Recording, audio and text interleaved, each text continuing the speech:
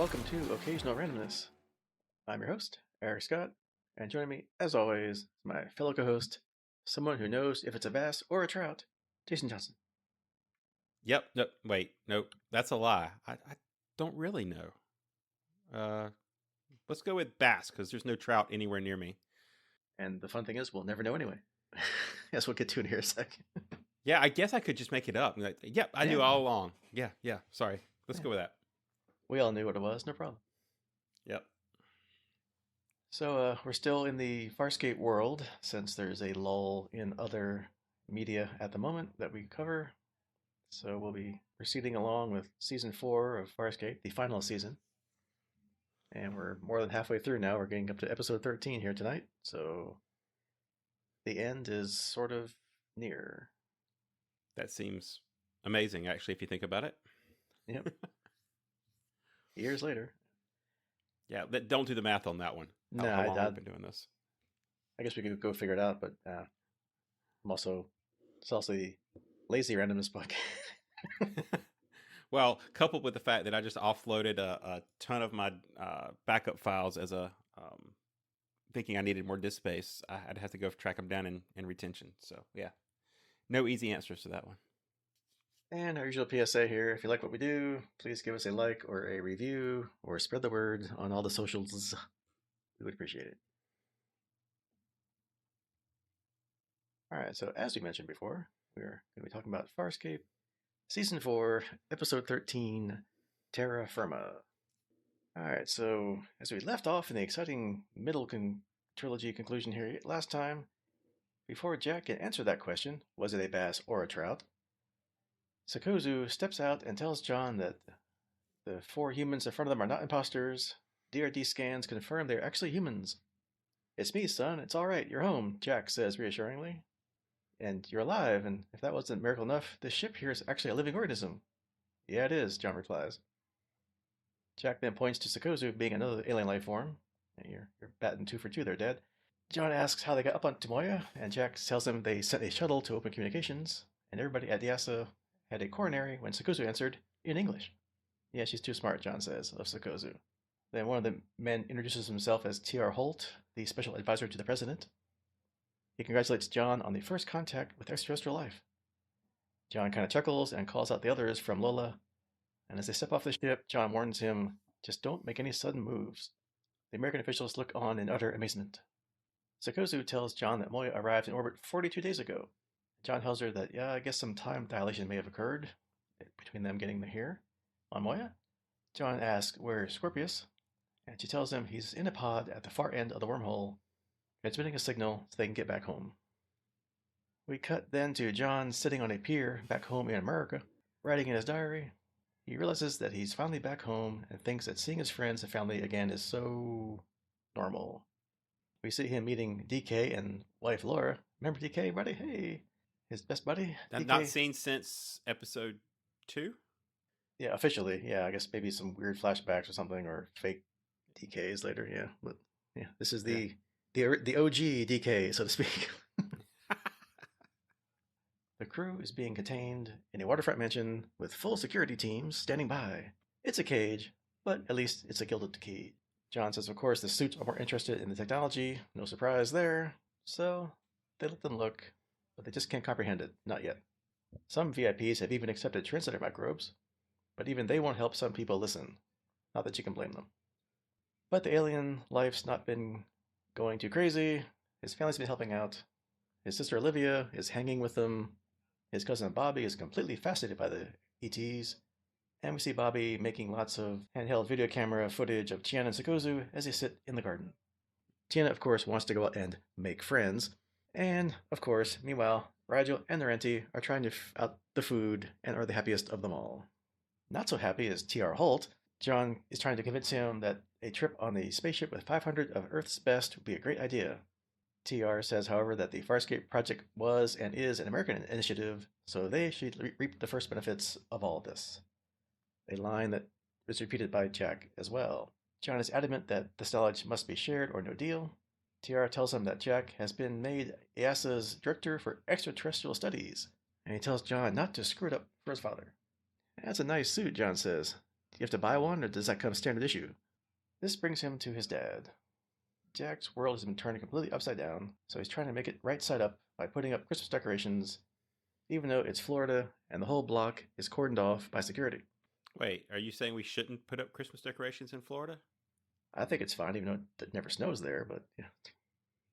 Yeah, not true. Snowed last well, year. yeah, most of the time. All right. Jack says, well, it's family traditions. They're supposed to bring us together and to make everything normal. Aeryn asks, they do this every cycle? Jack said it's always been their favorite holiday. John recalls he loved Christmas, where Jack lit the fireplace and the smoke came down the flue because Mr. Jingles, their cat, was stuck in there. A cat? Aeryn asks, looking at its picture. Yeah, it's a pet. John replies. Does he talk? John nods and reminisces that it took months for his hair to grow back. Aeryn's puzzled, but smiles on, amused anyway. Jack brings out a Christmas decoration that John's mother used to love, that John made when he was 5, prompting John to ask if they're going to break out the bare-ass baby pictures next. Olivia and Jack say, hey, that's not a bad idea, and even Aeryn wants to see them. But John pouts, but is quickly distracted by the doorbell. He answers, and it's his old girlfriend Caroline, with a special delivery from Christmas past. She gives him a lingering kiss and welcomes him back to Terra Firma. Hey, ding, episode title. Hey, Caroline's here, John announces as Aeryn watches on in dismay. Jealousy. John realizes that things have changed. You don't get too close your eyes and pretend they haven't. Everybody's telling him how different he is, and yeah, they're right, but they don't have a clue why. And they can't know what he's seen, what he's done, or what's been done to him. They can't know what's out there waiting, and he can't tell them because they wouldn't believe him anyway. Caroline joins him on the pier. It's supposed to be his weekend off, but he's doing homework. Meanwhile, back at the Crichton home, or later, I guess, on the Crichton home, John is sitting on the couch, eating popcorn, watching a TV report about the panic the aliens have created. His dad joins him, saying Holt says it's bad on the political front. Every nation is demanding equal information from the aliens. John thinks that's inevitable, but Jack doesn't see why they should be given access. He thinks John is being naive, and the safest thing to do would be to keep it in America. Yeah, but space travel was your dream to unite mankind, John says. When did that change? Jack replies, September 11th. This isn't the same world you left 4 years ago. People don't dream like they used to. It's all about survival now. Whose survival? John asks. Olivia's survival? And Susan? And Frank? And Bobby's? Imagine them blown up by a suicide bomb or coughing up blood from a poison gas attack. This country's under siege.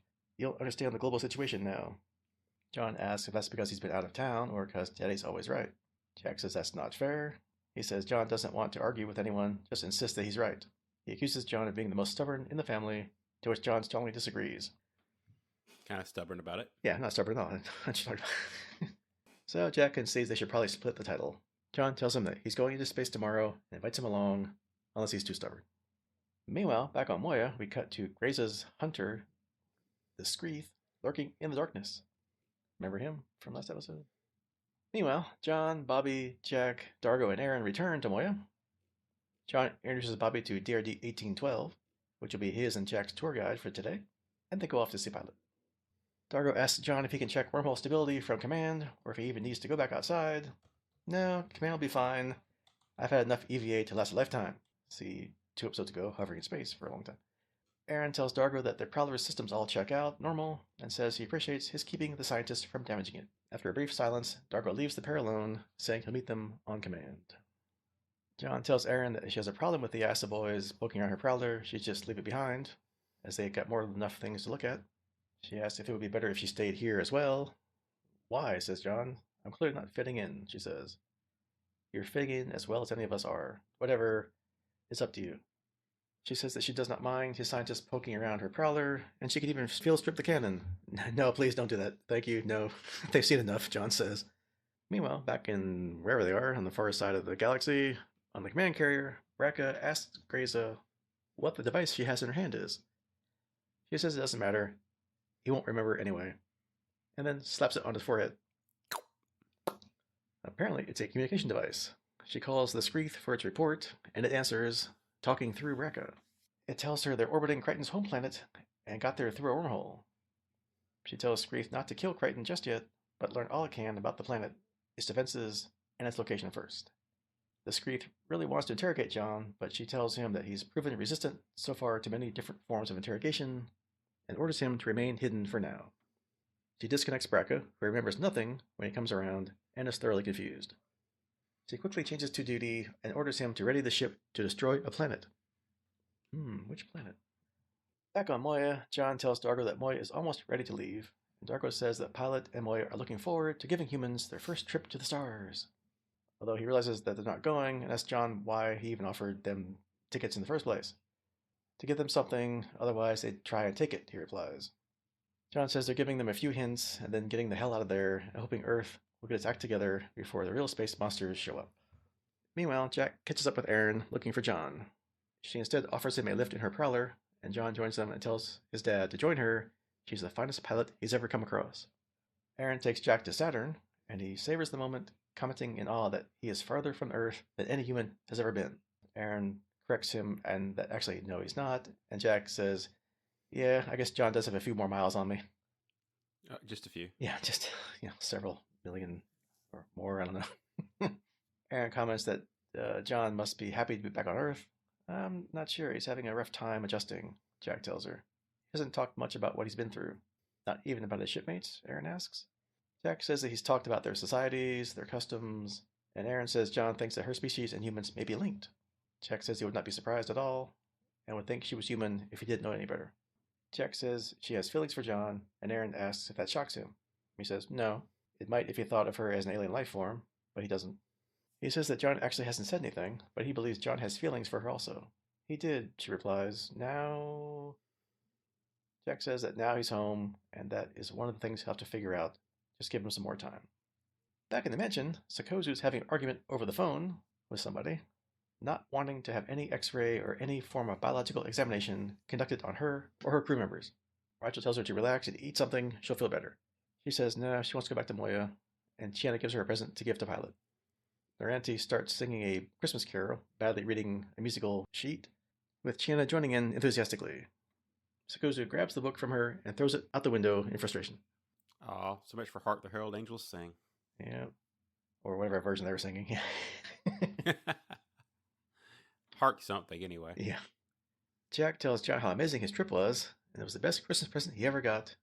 This leads John to talk about Holt, who is still fighting him on the Explorer selection plan and the tech issues. I could use a little support, he tells Jack. Jack says he's always supported John as much as he could, but right now he's not looking at the bigger picture.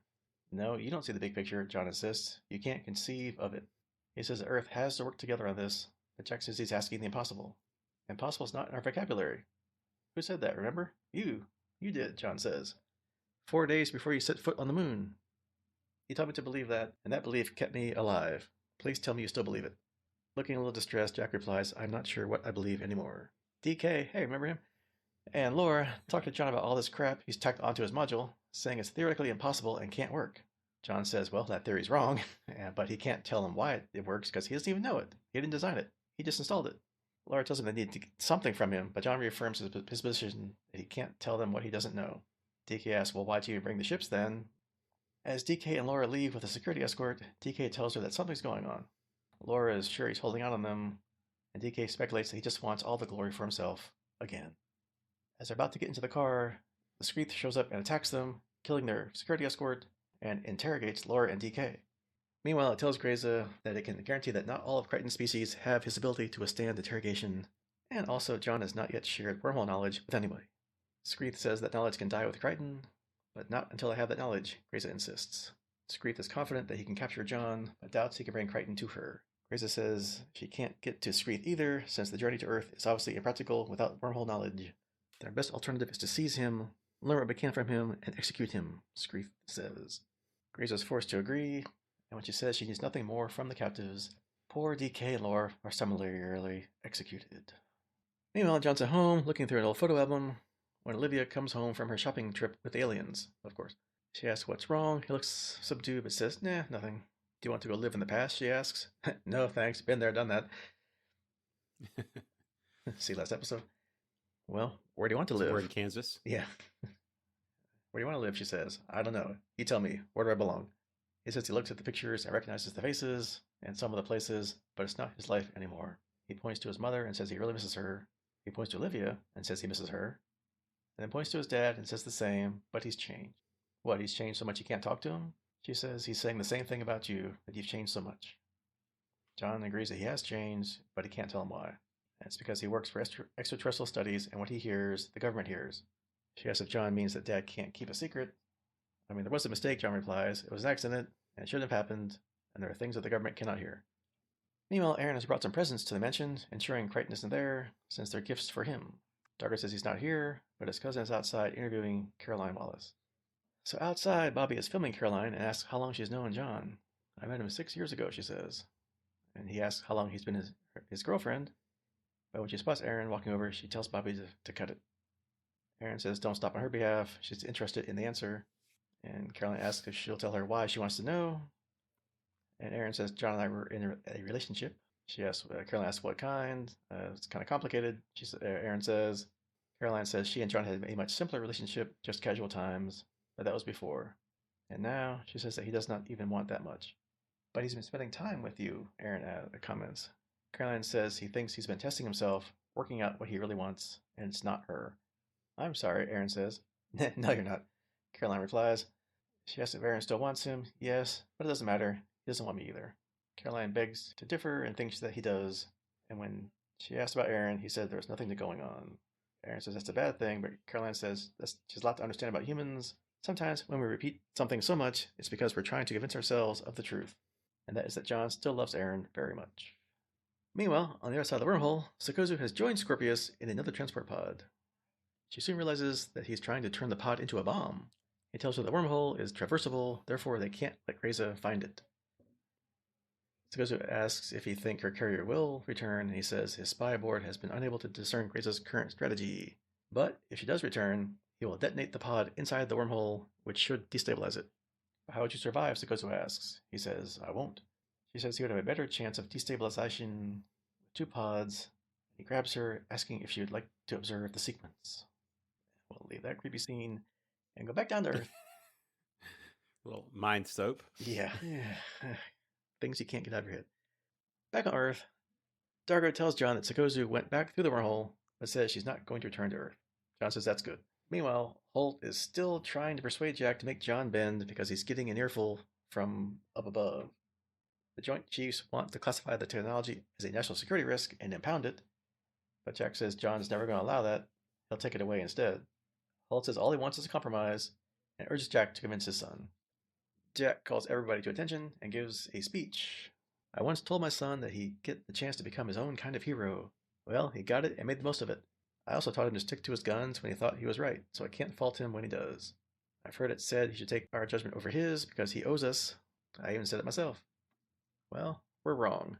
Look at the friends he's discovered, the miracles he's brought, and ask yourself, what does he owe us compared to what we owe him? Now John insists that we share these wonders with the rest of the world. But some people are afraid of what that means, of what will happen if we do. John's afraid of what will happen if we don't, and I'll go with that. So as IASA's project director for extraterrestrial studies, I hereby invite all nations to participate in the ongoing Farscape mission. Everybody applauds, except for the officials that scowl at him from the crowd. John asks what made Jack change his mind, and Jack tells him because he believes in John. John says that means a lot. There are a lot of things they should talk about. Jack says it's Christmas Eve, so John says, we'll talk later. They get into the car, but the camouflage Skreeth is on the back and follows them home. Aeryn also gets to John's house, tells Olivia that she knows she's preparing a private dinner, so she won't stay long. Aeryn returns the clothes Olivia lent her with thanks and an apology, saying she's just more comfortable in her regular attire. She also brought back the books she borrowed and tells Olivia she really appreciates everything. Olivia asks if she's leaving, and she says possibly. Olivia says that Aeryn will at least be here in the morning, right? With the rest of them to open presents. Nah, may not be, she replies. She says nothing bad has happened, she just needs to be on Moya for a while. Meanwhile, Gianna, parting away, who gets a little tipsy, is flirting with one of the older officials. Dargo apologizes on her behalf and drags her away to the parking area and says, don't you know all humans are bigots? They even fight among their own species. Gianna suggests that may be why they barely left their own planet. Yeah, probably. Suddenly, Dargo smells something bad, follows his nose, and spots the dead bodies of Laura and DK shoved into the backseat of a parked car. John and Jack arrive back home. As Aeryn apologizes to John for being here, she just had to return something to Olivia. Do you want me to go back to Moya? She asks. Well, we've talked about this. It's entirely up to you, he says. Well, fine. I'll go with what you prefer. Look, I'm not trying to pressure you, John. I'm actually trying to take the pressure off. Would you be happier if I wasn't here on Earth? Just give me an honest yes or no. As she gets teary-eyed, Jack asks her if she'll join them for dinner. She says no, she couldn't oppose, but Jack interjects and tells her there's always room for one more. She says it's a traditional family thing, but Jack says that they'll start a new tradition. It's up to her, but they'd love to have her. John asks for some eggnog to try and get some more time alone. As John goes towards Aeryn, almost as if they're about to kiss, the Skreeth suddenly bursts through the door and attacks Olivia and Jack. The security escort shoots, but his gun has no effect. John tries to arrest the creature, but the Skreeth throws him into the dining room table. Aeryn pulls out her pulse pistol and shoots about 24 shots apparently, but the Skreeth is too fast and cloaks again. It comes up behind her and bites down on her pistol. John jumps in and squirts it with that lacquer drug, blowing it in its face. Aeryn tells John to go upstairs and get Winona before she gets slammed into a glass table. John climbs the staircase, but the Skreeth grabs his leg. On the command carrier, Grayza is excited when the Skreeth reports that it has him. The Skreeth disappears again once John grabs Winona, and reappears behind him and knocks John off balance, and they both fall over the banister down to the first floor. Aeryn comes around in the other room, shooting the chandelier so it falls on the Skreeth's face, apparently killing it. John and Aeryn check on Jack and Olivia, who are both shaken, but mostly unharmed. Olivia asks what the hell that was, and Aeryn says she has no idea. Just then a low rumbling is heard as Dargo arrives and Lola outside the window. Suddenly the Skreeth gets back up, of course, ready to attack again, but before it can, Dargo fires Lola's cannon, which blows through the glass doors into the room and completely vaporizes the creature. On the command carrier, Braca, still connected to the Skreeth, falls to the floor unconscious. Aeryn gets up. Well, Merry Frelling Christmas, she says. Amen, John replies. Back on Moya, the crew minus John are talking. Rajo wants all the food to go to his quarters, of course, and Tiana asks if the presents should go to John's. Aeryn says it's not the right time, while Dargo helps, saying they'll leave soon as John is back on board. Era confronts Naranti with the lacquer drug, asking what it is. Naranti says she does not know, but Aeryn says she thinks she made it. Naranti relents and tells her it's to help John move on, surmount his feelings, and forget. Who? Asks Aeryn, while Naranti just stares at her and turns away. Back on Earth, John is holding a ring in a box. Olivia tells him she was going to give it to him for Christmas. John recognizes it as their mother's ring. She had left it to Olivia, but she says she wants him to have it. Sure, Mom would have loved John to have it. She begs him not to go, but he has to. They hug, he kisses her, telling her to take care. Jack comes over and tells him, stay. They'll guard the wormhole, make sure nothing gets through. John says no, he's got a job to do, and Jack replies, I don't want to lose you. I can't shake this feeling that you're not coming back. I'll be back, that's a promise. You take care of my home, John says. Jack says that's a promise.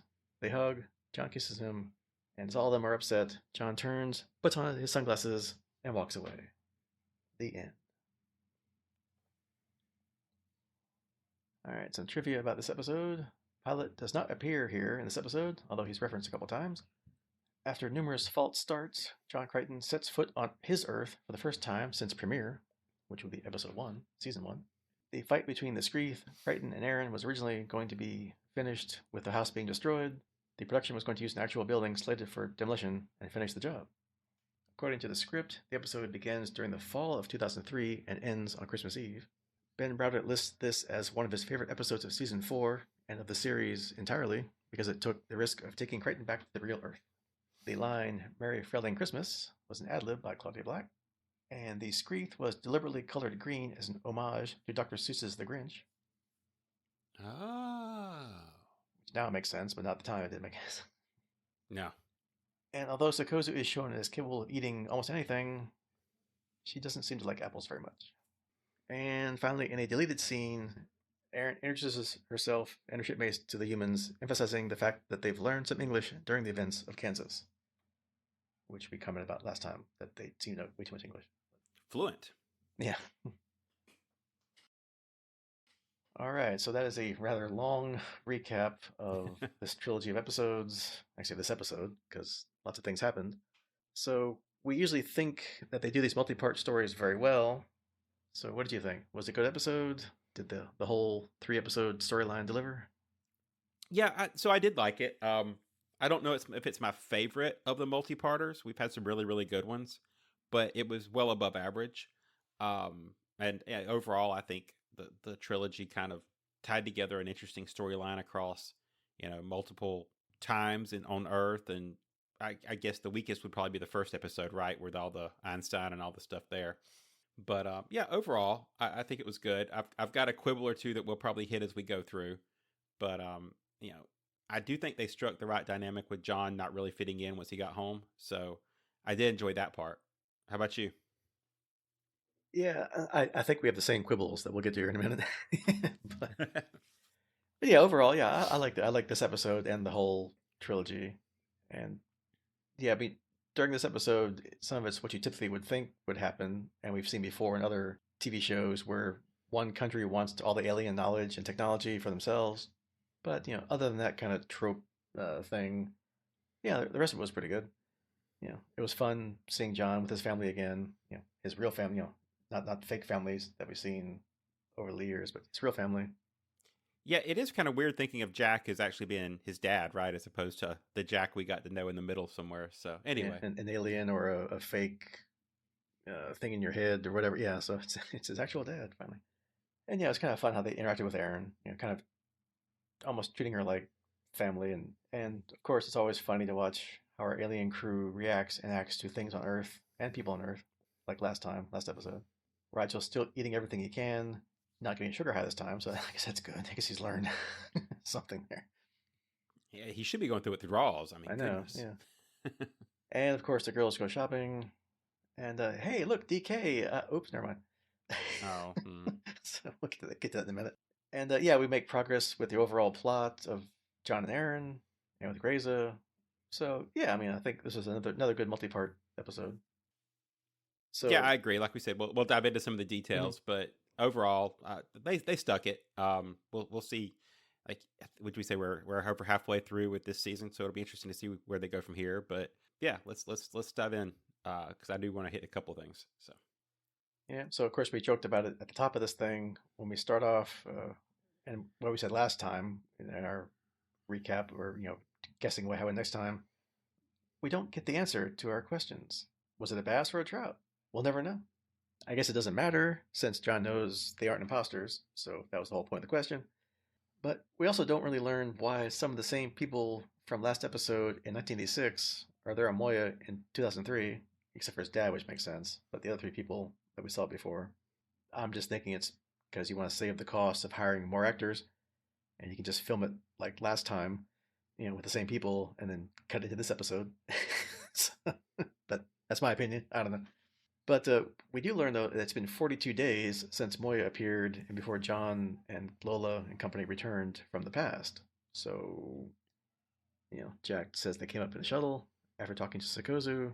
So I'm guessing they were hanging around Moya for like a month and a half before John came back? if that's the case, they sure don't learn their way around because Jack got lost a couple times. Yeah. Um, but yeah, I agree that must have been the economy of actors there, but it would have been cool to do like some kind of Men in Black or whatever kind of reference there to why. And yeah, I do question why they let Sakozu be the one to do any of that since we know how trustworthy she's been lately. So Yeah, although from who was left on Moya, it was her and Scorpius. So do you want Scorpius being the spokesperson? no, but I guess yeah, that's true. But at the same time, it's like that would have which John did separate them pretty quickly because she's too smart or something like that or whatever the line was there. But I guess he did kind of see it, but what do you do? You're right. Yeah, so I guess the better of the two. I guess Pilot's not gonna say anything because well he wasn't in this episode, but it's not. And yeah, so apparently if it's been 42 days, so that wormhole has been open for at least that long, and at least from the trivia, it's been months, like the fall through Christmas Eve, right? So that's at least 2 months, maybe. So that's interesting. So Scorpius has been out hanging out there that long in the pod by himself, making sure Grayza or peacekeepers don't show up, and he's apparently ready to sacrifice himself to close the wormhole. So I guess that's proof once again that he really is looking out for Crichton. Well, or just making sure Grayza doesn't get John in the wormhole knowledge, really. And yeah, then we have kind of that creepy scene of him and Sakozu, I guess, furthering our theory that they're an item, so to speak, and working together. Yeah, that's something like to not dwell on, but Yeah, because yeah, that was ew, yeah. yeah. If I had to maybe have a complaint about, and this isn't one of my quibbles, but I was just thinking about it. Maybe it's just me, but I kind of feel like lately Scorpius has not been, I don't know, not been as integral as you'd expect, right? He just kind of sits on the periphery. He's sitting in the pod out there, or he's locked up in his cell. It seems like they're struggling to figure out what to do with him this season. So I'm not really sure. Maybe that'll change in the later half, but I don't know. I'm not really seeing a lot of Scorpius involvement like we've kind of had. I kind of miss Harvey a little bit. So Yeah, I mean, he's probably trying to get everybody's confidence and get in well with him before he becomes his whole way, or who knows? Once obviously they progress the Peacekeeper, Scarin thing. I'm sure his master plan will be revealed, right? true. I'll be patient. Yeah. And I guess, like I had said, this is kind of what you expect from any country. If aliens and alien technology dropped in their laps, they want to be the first ones to benefit from it, economically, but militarily, obviously. Which John's no dummy; he knows that too. So he doesn't quite give them anything concrete. He just kind of like strings them along, right? And he's not. He's kind of stringing them along enough where they don't force the issue. They think they're getting something just slowly, and then by the time they get a little annoyed at the speed, they're gone, right? It's like, hey, come on, look at Moya. Check out my pod and all my upgrades. Hey, check out this Lola ship that Dargo has and this Prowler. Look, different technology. Isn't this cool? Here, try the pulse pistols, which was hilarious. The guy shoot it and things blow up. He's like, whoa, that was kind of fun. But yeah, John's just like, yeah, I just plug it in and it works. I don't know how, I'm not, I don't know how it really works. I just, look, it just works. And kind of slow rolling the crew, helping them out, like, telling Aeryn not to fuel strip the cannon to like show them how it works. Just like, yeah, you're good with that. So, but that of course leads to lots of frustration with the political people and the scientists, including John's best friend and fellow Farscape Project member who helped create the whole thing, DK, and his new wife that we just met and unmet.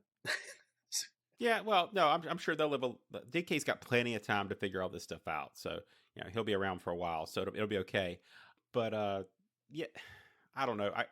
I do kind of have to give him credit for the leveraging the 9/11 fallout and how the countries would interact. I think that was one of my favorite parts of this whole dynamic, right? Because that's really what's supposed to have changed Jack's mind and kind of closed him off a little bit. And as this progresses, John knows that it has to get, that all of Earth should share in the technology because of what's coming and what's really out there. There's bigger enemies, right?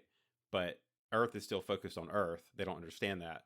So I do like that dynamic. It's one of my favorite, like, unified versus an external threat approaches to sci-fi. And so it's kind of see them slightly leverage it here. It doesn't, obviously they move on before it really needs to, and it was kind of sleight of hand, but it's still a nice touch.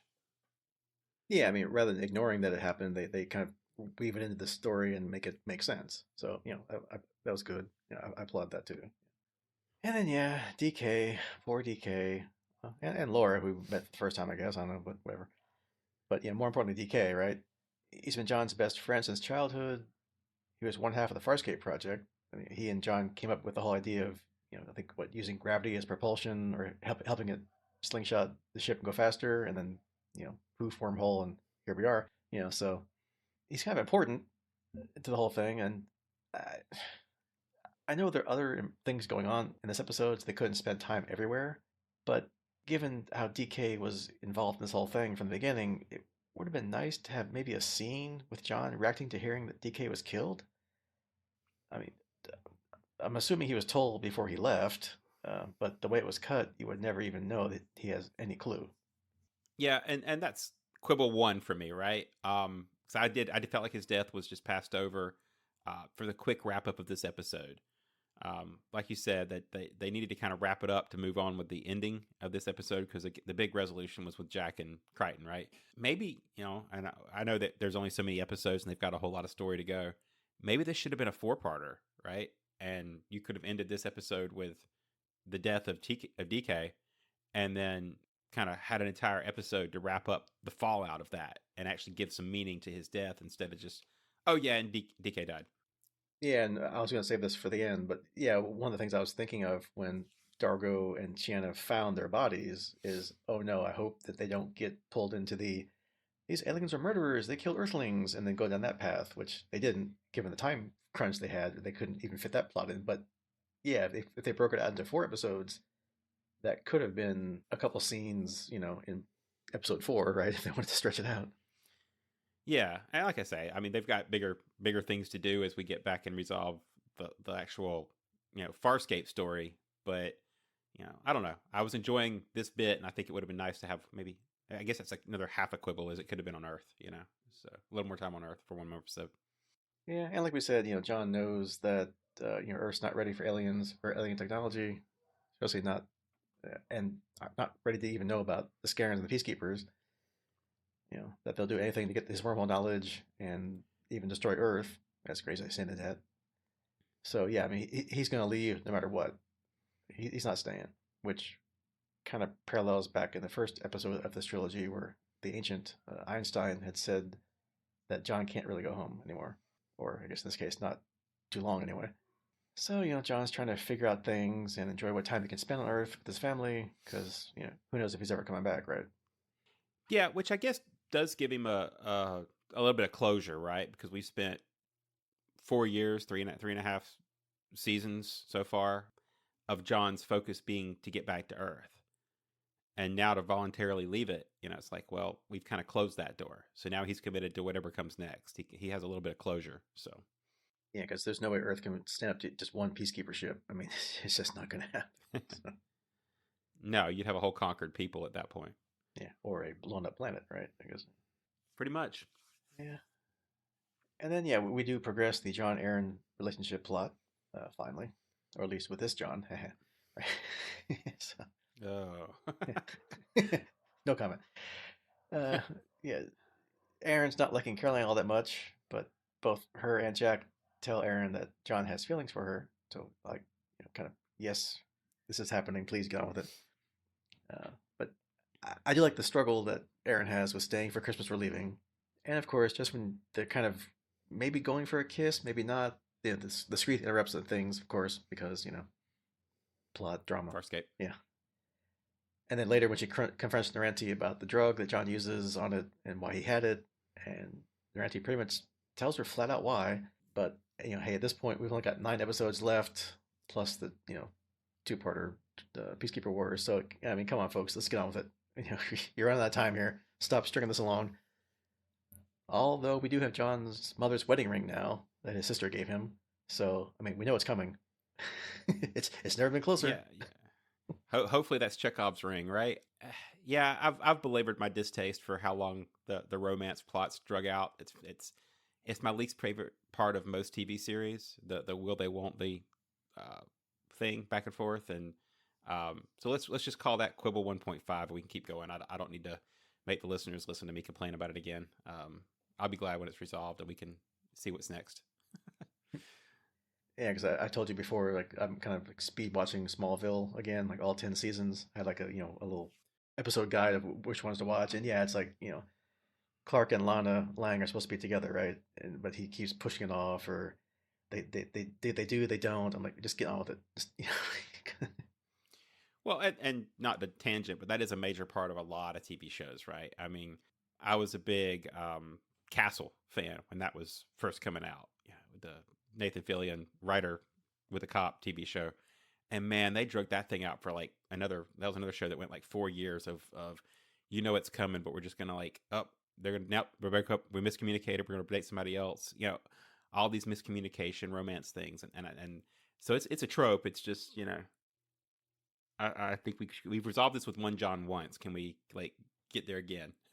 Yeah.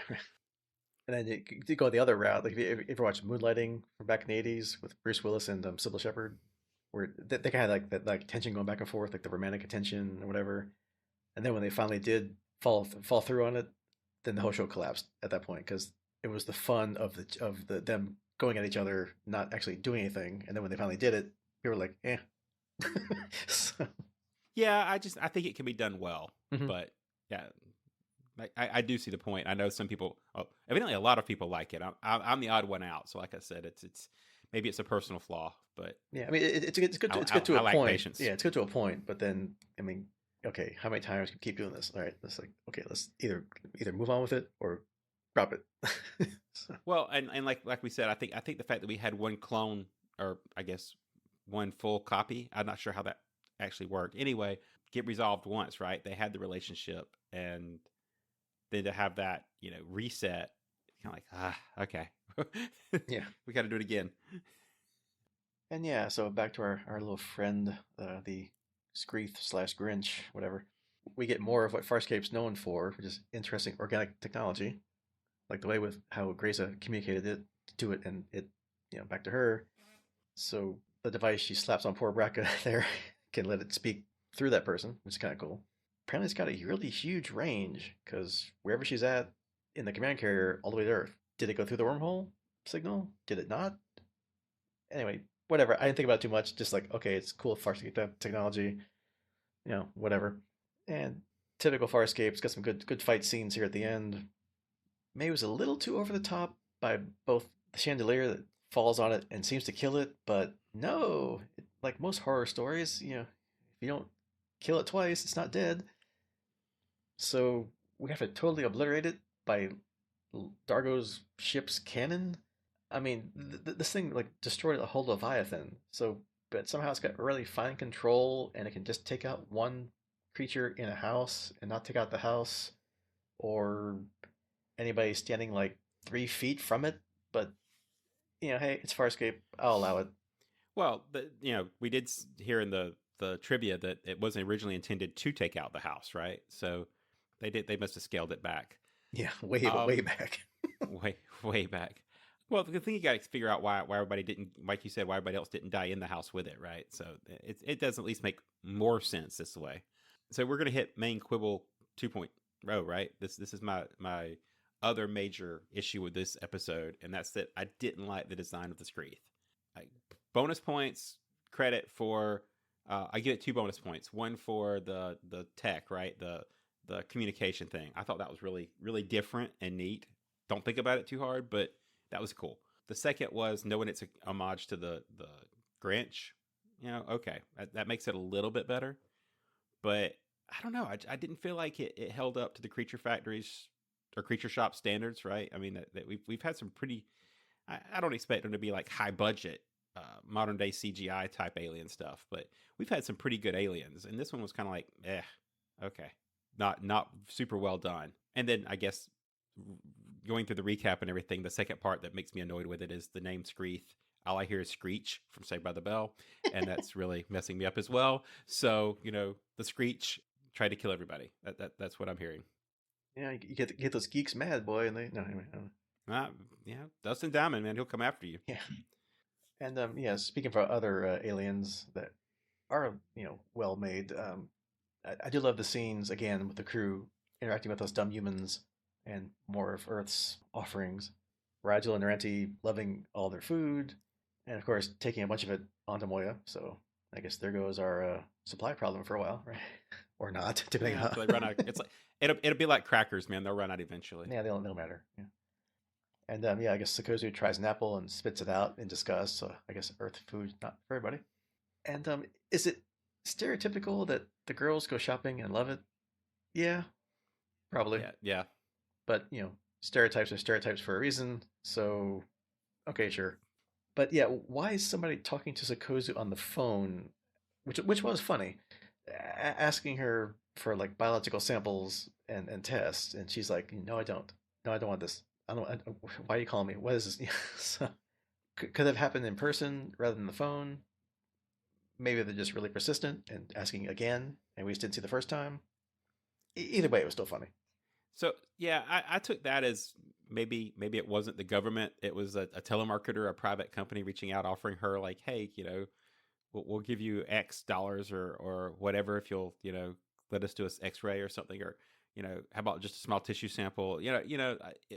Almost a telemarketer level, not necessarily government stuff there. Definitely some good crew time. Probably as usual, my favorite part of the episode.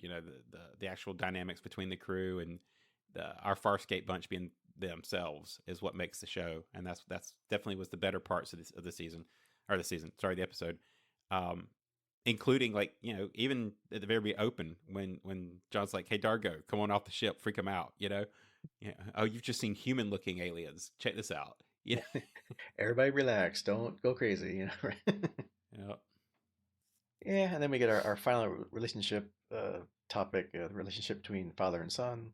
Again, they're really great scenes, and I like how it evolved over the episode. Jack started out like towing the party line and wanting to, tell John, no, the U.S. deserves to be the only one to benefit from the knowledge.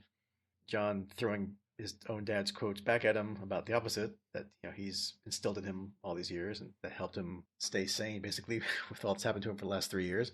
And then Jack slowly comes back around to his old ideals. We get that great speech, which I read the whole thing in the recap because it was pretty good about all that, and he gave full access to any country that wants it until they leave here in like 3 days. But anyway, and then we get that touching scene at the end with Jack saying goodbye, and he's afraid he'll never see John again. John saying, "Yeah, he will," but I mean, really, with all John knows he's got to deal with when he gets back to the uncharted territories and whatever, it's like, that's not really a promise he can keep necessarily. So we'll see. Yeah, spoilers. No, Yeah, but for a 20-year-old TV show, but that I haven't watched. Yeah, sure. Yeah. But yeah, you what's to say, you can't go home again.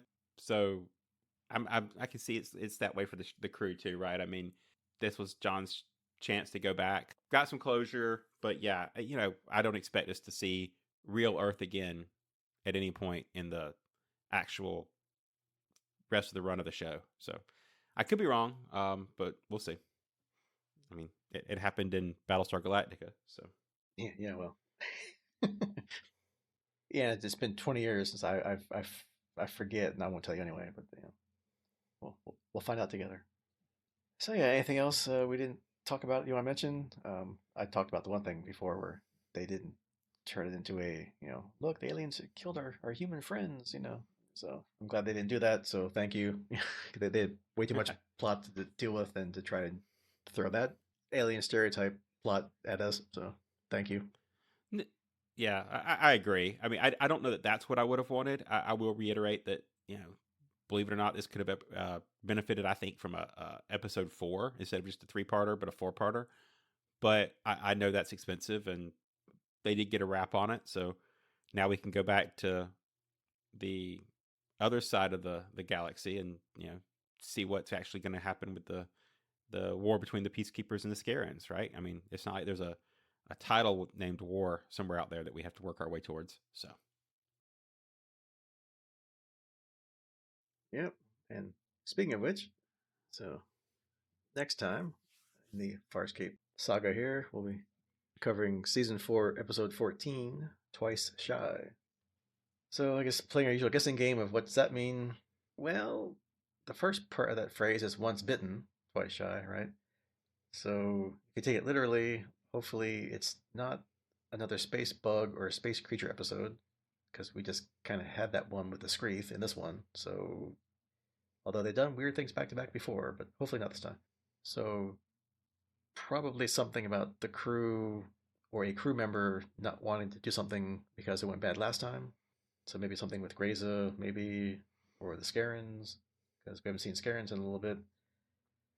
And we're getting towards the end of the season where this big peacekeeper Skaren peace deal or meeting is going to be happening here soon. So we got to start getting to that, wrapping that up, and getting other plots further along. Or the Aeryn John love triangle thing.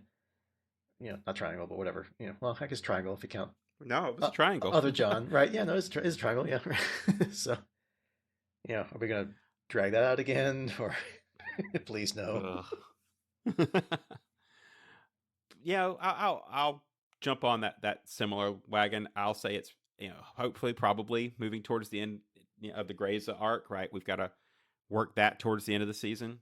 Also, the like you said, the once bitten twice shy. Maybe something to do with Braca. I mean, he kind of got the rough end of it this episode, so maybe there's something to fall out with him. I don't know. being Scorpius's spy and all that. Yeah, who knows? I mean, is his life expectancy coming to an end here or not? Like, is he gonna be found out that he's the spy, or maybe Grayza already knows and she's just stringing him along? You know, who knows, right? I don't know, man. That guy's made it all the way to this far. I hate to lose him at this point. Yeah, right. He's made it 4 seasons. Oh, hey. Of course, so did DK. So, Well, yeah. Although Brackets had way more screen time than DK. So, but who knows? We'll it's find out. true. Yeah. All right. So that is your homework for next time, and we'll see you then. Goodbye. Goodbye.